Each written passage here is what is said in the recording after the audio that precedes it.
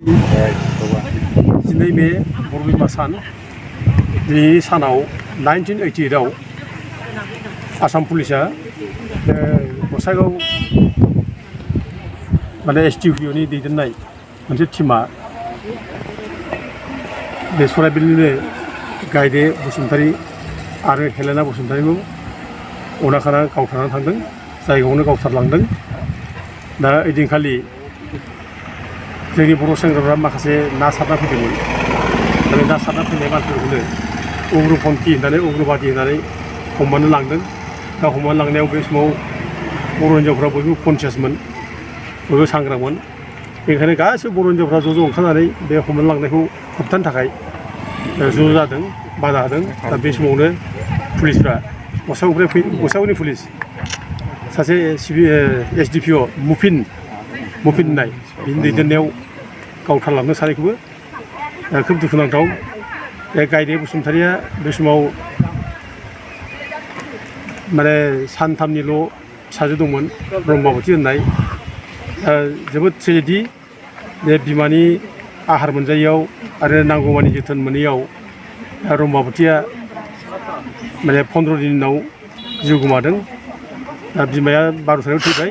दा बिदि 15 दिननि उनावनो ब्रह्माबतीयाबो थैनो गोनां जाबाय। दा बेजों लोगोसे गायदे बसुमतारीया 14 बोसोर बैसोल'मोन, बे समाव क्लास 9आव फरायोमोन।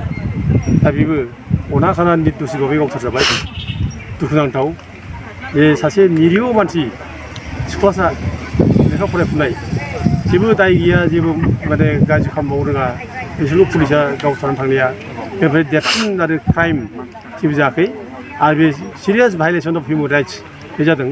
आरो बर'फोरनि जे सायाव जे अननाय जादों, बर'फोरनि सायाव जे हिउमेन राइट्स भायलेसन जादों, बेनि मोनसे रोखा प्रमान।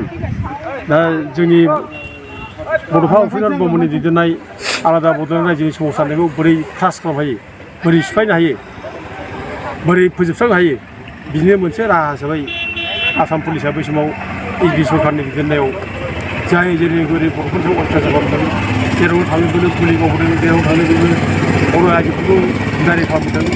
दा नैबे सराइबिलावबो बे सानै बर' आइजोखौ गावथारलांबाय। बे जोबोद गोथाव निन्दा खालामथाव। जों बेखौ गोथौ रावजों गोनां फरायसाफोरा निन्दा खालामो।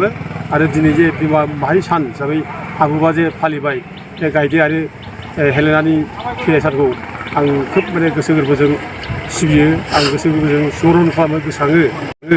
आरो बे दिनाव बिसोरखौ अरायबो बावो, मान बावो। नाथाय बिसोरनि स्पिरिट जायनाखि जोंनो थुलुंगा होलांबाय, जिउनिफ्राय जे हारिया देरसिन, जिउआ जे देरसिन नङा हारिनिफ्राय, बे स्पिरिटखौ जे जोंनो गालांबाय गायदे आरो हेलेनाया। आं अरायबो बिसोरनि खाथियाव खर' गंग्लायो, खुलुमो। जों बिसोरनि खाथियाव अरायबो ऋणी, जाय ऋणी दं बिसोरनि खाथियाव जों बिसोरनि ऋणखौ जों सुख'नो हाया माब्लाबाबो। मानसिया गावनि जिउ बावनाया थामसा खोथा नङा। आलादा रायजोनि थाखाय जे जिउ बावलांबाय, बे गोरलै बाथ्रा नङा। दा जोंनि आन्दलनाव, जोंनि सोमावसारनायाव जे बिथांमोनहा जिउ बावबाय, जों अरायबो बिसोरनि खाथियाव ऋणी। दा जोंबो मोनसे समाय लायो, ओंखायनो जोंबो प्रतिज्ञा खालामो जे गायदे बसुमतारी, हेलेना बसुमतारी बेबायदि मानसिया जिथु जोंनि आन्दलनाव जिउ गारबायब्ला आरो गोबां बेबायदिनो जोंनि आन्दलनाव मुंख्लं जालांबायब्ला, भिक्टिम जाबायब्ला, जोङो बिसोरनि जिउखौ गोसोखांनानै जों अरायबो जोंनि आखल आखुआ सर्ट जानांगौ, जों सैथोबादि जानांगौ। आरो जाथिनि स्पिरिटखौ लानानै, जाथिनि सेन्टिमेन्टखौ लानानै जों खामानि मावनांगौ। आं बेखौ बयखौबो खावलायो। जों खुनु प्रकारै खुनु जिनिसजों जों कमप्रमाइस खालामनो नाङा। जाथिनिफ्राय देरसिन जेबो नङा। दा दिनै गायदे हेलेना बायदि मानसिया जिउ बावबाय जाब्ला जों दिनै बिसोरखौ लानानै जों मानो धेमालि खालामनो, जों मानो थगाय थसि खालामनो, मानो मिसा खोथा बुंनो। जों बिसोरखौ असनमान खालामनाय जायोना। आरो बेखौ पाप नाङो, जों पाप नांगोन। दिनै एथ' संग्राम खालामनायनि खोथा बुंनानै जोंनि नेतृत्वजों जुदि सोरबा आइजो जिउ गारबायब्ला, सोरबा आइजोआ जिनाहारि खालामजाबायब्ला, दिनै जोङो मानो मिसा खोथा बुंनो, मानो नंखाय खोथा बुंनो, मानो थगायसुला जानो जों मानो जोङो माने दुरबल जानो फालाय।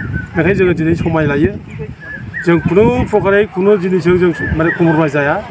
जोङो जोंनि संग्रामाव जाय माने आइजोफोरा जिउ बावलांबाय, जाय जोहोलाव जोहोलावफ्रा जिउ बावलांबाय, बिसोरनि जिउमाखौ जों अरायबो माने गोसोखांनानै बिसोरखौ जों अरायबो सनमान होनानै जों अरायबो जाथिनि स्पिरिटजों, जाथिनि थैजों जों खामानि मावलांगोन। आं बेखौनो दिनै बे गायदे बसुमतारी आरो हेलेना बसुमतारीनि थैनाय सानाव बे बिमा माहारि सान हिसाबै फालिदों, बेयाव फैनानै आं बे प्रतिज्ञाखौ होनानै गालाङो। गोजोन्थों।